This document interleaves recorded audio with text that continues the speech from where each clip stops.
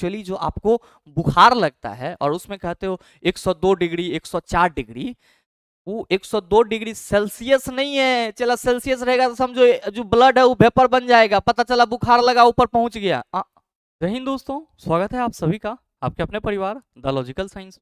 मैं हूं आलोक सिंह आतिश। उम्मीद है आप सभी अच्छे हों। मेरे मित्र, आज के इस छोटे से सेशन में हम लोग एक बहुत ही महत्वपूर्ण चीज को डिस्कस करने वाले हैं, जिससे संबंधित आपके एग्जाम में लगातार क्वेश्चन पूछे जाते हैं। मेरे मित्र, यूं तो आप सभी के माइंड में कहीं ना कहीं ये चीज होगा भी, लेकिन फिर भी आज के इस छोटे से सेशन से आपको ये चीज रिकॉल हो जाएगा। और ध्यान में रखिएगा, लगातार क्वेश्चन यहाँ से आपको किसी न किसी एग्जाम में देखने को जरूर मिले। और वो हमारा क्या है सर क्वेश्चन? आप सभी देख रहे होंगे कि थर्मामीटर की बात कर रहे हैं और कहीं ना कहीं थर्मामीटर के रिगार्डिंग ही हो। भाई मेरे, आप सबों को मालूम है कि अगर हम लोग बात करते हैं तापमान की, टेम्परेचर की, तो आप सभी क्या कहते हैं कि गुरुजी इस तापमान को मापने के लिए हमारे पास कई स्केल होते हैं। तापमान को मापने के लिए हमारे पास क्या होते हैं सर? कई स्केल होते हैं। स्केल बोले तो सर कई अलग अलग सर हमारे पास मापांक हैं। जैसे हम लोग सर ताप को डिग्री सेल्सियस में भी मेजर कर सकते हैं, ताप को हम डिग्री फ़ारेनहाइट में मेजर करते हैं, ताप को हम लोग केल्विन में मेजर करते हैं, साथ साथ रूमर स्केल भी है, रैंकिन स्केल भी है। और भाई मेरे, आप सबों को मालूम है ये जो ताप है, इस ताप को किससे मापा जाता है? तो आप कहते हैं सर थर्मामीटर से मापा जाता है। भाई मेरे, ये चीज आप सबों को मालूम है कि टेम्परेचर को मापने वाला जो डिवाइस होता है वो थर्मामीटर कहलाता है। और उस डिवाइस में जो टेम्परेचर शो किया जाता है वो या तो डिग्री सेल्सियस स्केल होता है, या डिग्री फ़ारेनहाइट होता है, या फिर केल्विन होता है। अब आपके एग्जाम में सवाल पूछ लिया जाता है कि किसी भी लिक्विड का बॉइलिंग पॉइंट डिग्री सेल्सियस में कितना होता है। अब यही क्वेश्चन आपसे पूछ लिया जाता है कि डिग्री फ़ारेनहाइट में किसी भी लिक्विड का बॉइलिंग पॉइंट कितना होता है, केल्विन में कितना होता है, रूम टेम्परेचर डिग्री सेल्सियस में कितना होता है, डिग्री फ़ारेनहाइट में कितना होता है, केल्विन में कितना होता है। मेरे मित्र, आप सबों को परेशान होने की जरूरत नहीं है, बस ये छोटा सा डायग्राम आप अपने माइंड में रखें। यहाँ पे हमने क्या लिया है सर? 3 थर्मामीटर लिया है।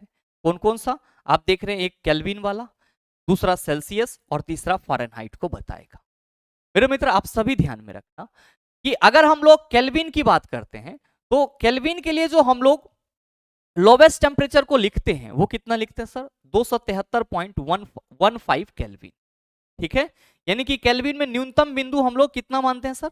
273.15 केल्विन। और मेरे मित्र, सेल्सियस की अगर हम लोग बात करते हैं सेल्सियस स्केल में, तो न्यूनतम बिंदु हम लोग कितना मानते हैं? 0 डिग्री सेल्सियस। और अगर हम लोग फ़ारेनहाइट की बात करते हैं तो इसमें हम लोग न्यूनतम बिंदु कितना मानते हैं? 32 डिग्री फ़ारेनहाइट। ध्यान दीजिएगा अच्छे से। ताप मापने के लिए आपके पास 3 स्केल हैं, होते तो 5 हैं, लेकिन आप अपने डेली लाइफ में इसी तीनों का यूज करते हैं और आपके एग्जाम में लगभग क्वेश्चन इसी तीनों से देखने को मिलते। आपसे सवाल कर लिया जाता है कि केल्विन स्केल पे या ताप मापने के लिए केल्विन का सबसे न्यूनतम मान आप कहेंगे 273.15 केल्विन, सेल्सियस में आप कहेंगे 0 डिग्री सेल्सियस, फ़ारेनहाइट में 32 डिग्री फ़ारेनहाइट। मेरे मित्र, आप सभी ध्यान में रखें कि ये जो 0 डिग्री सेल्सियस है, यहां पे आप सबों को मालूम है कि कोई भी लिक्विड किस में बदल जाएगा? सॉलिड में। आप कहेंगे सर यह ना बर्फ बना, मतलब क्या हुआ कि सर जब कोई लिक्विड किसी टेम्परेचर पे सॉलिड में बदल जाती है तब उस टेम्परेचर को फ्रीजिंग पॉइंट बोला जाता है। प्रक्रिया फ्रीजिंग कहलाती है। और जिस टेम्परेचर पे ये परिवर्तन होता है कि कोई लिक्विड सॉलिड में बदल जाता है उसको फ्रीजिंग पॉइंट कहते हैं।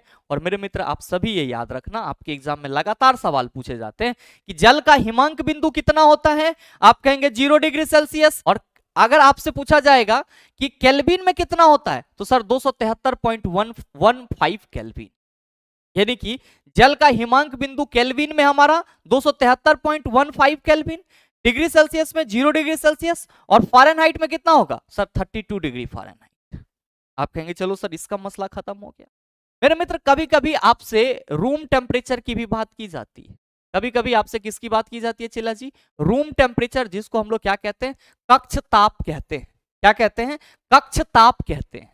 मेरे मित्र, आप सभी ध्यान में रखेंगे, ऐसे तो हम लोग रूम टेम्परेचर के लिए स्टैंडर्ड 23 से 25 डिग्री सेल्सियस लिखते हैं, लेकिन 23 से 25 डिग्री सेल्सियस नहीं कहेंगे। आप लोग सीधे सीधे यहाँ पे 25 डिग्री सेल्सियस याद रखें कि रूम टेम्परेचर वो टेम्परेचर होता है जहां पे हमारा बॉडी सर सुकून से रह पाए।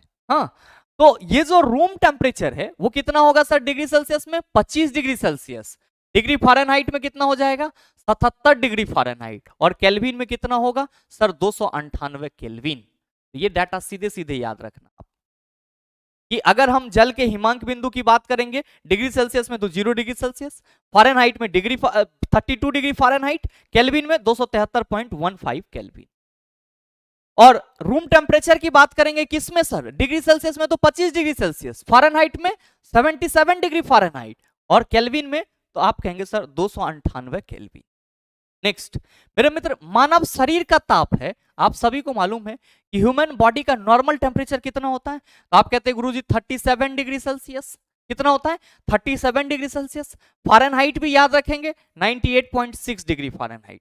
एक्चुअली जो आपको बुखार लगता है और उसमें कहते हो 102 डिग्री 104 डिग्री, वो 102 डिग्री सेल्सियस नहीं है। चला सेल्सियस रहेगा तो समझो जो ब्लड है वो वेपर बन जाएगा, पता चला बुखार लगा ऊपर पहुंच गया। जो बुखार लगता है उसमें जो आपको डॉक्टर बताता है कि आपको 102 डिग्री बुखार है 104 डिग्री बुखार है, ये एक्चुअली में वो डिग्री जो बता रहा है वो फ़ारेनहाइट में बता रहा है। और आपको मालूम है कि हमारे बॉडी का नॉर्मल टेम्परेचर 37 डिग्री सेल्सियस किसके बराबर 98.6 डिग्री फ़ारेनहाइट के बराबर।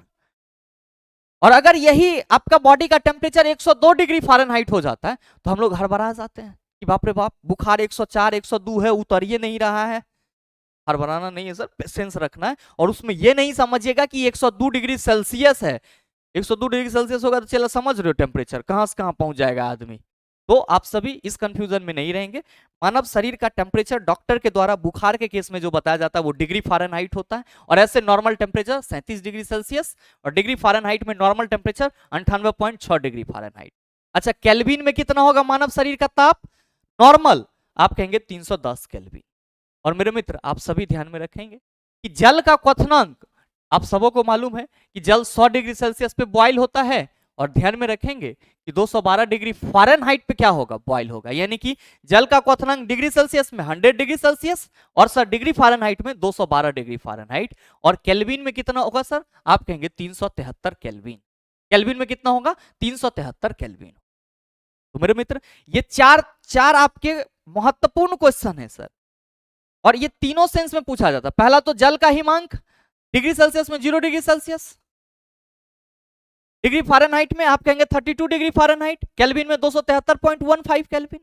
दूसरा रूम टेम्परेचर डिग्री सेल्सियस में 25 डिग्री सेल्सियस, डिग्री फ़ारेनहाइट में 77 डिग्री फ़ारेनहाइट, केल्विन में 298 केल्विन। तीसरा मानव शरीर का ताप, आप कहेंगे सर डिग्री सेल्सियस में 37 डिग्री सेल्सियस, और डिग्री फ़ारेनहाइट में 98.6 डिग्री फ़ारेनहाइट, केल्विन में 310 केल्विन। जल का क्वथनांक 212 डिग्री फ़ारेनहाइट किसमें सर, डिग्री फ़ारेनहाइट में, और डिग्री सेल्सियस में 100 डिग्री सेल्सियस, और सर केल्विन में 373 केल्विन। एक छोटा सा चीज और याद रखिएगा आपके लिए जरूरी है कि अगर आपसे कहीं पे सेल्सियस को डिग्री फ़ारेनहाइट में बदलने के लिए बोला जाए तो आप C/5 = F-32/9 लगा फॉर्मूला, ठीक है। C/5 = F-32/9 किसमें से किसमें जाने के लिए, डिग्री सेल्सियस से डिग्री फ़ारेनहाइट में जाने। मेरे मित्र केल्विन में अगर आना होगा तो आप सभी याद रखना कि जितना डिग्री सेल्सियस होगा उनमें आप 273.15 जोड़ देना। कितना सर 273.15 जोड़ देना। और डिग्री सेल्सियस से आपको केल्विन से डिग्री सेल्सियस में आना होगा तो सर 273 घटा लेना। केल्विन डिग्री सेल्सियस से केल्विन में जाना होगा तो डिग्री सेल्सियस में 273 ऐड कर देना सर। और अगर आपको केल्विन से डिग्री सेल्सियस में आना होगा तो सर -273 कर देना। जैसे कि 373 केल्विन है ये, और हमको क्या करना है सर, इसको सेल्सियस में बदलना है, तो आप क्या कहिएगा सर 373 में से 273 घटा देंगे, ये क्या हो गया सर 100 हो गया, यानी कि 100 डिग्री सेल्सियस हो गया।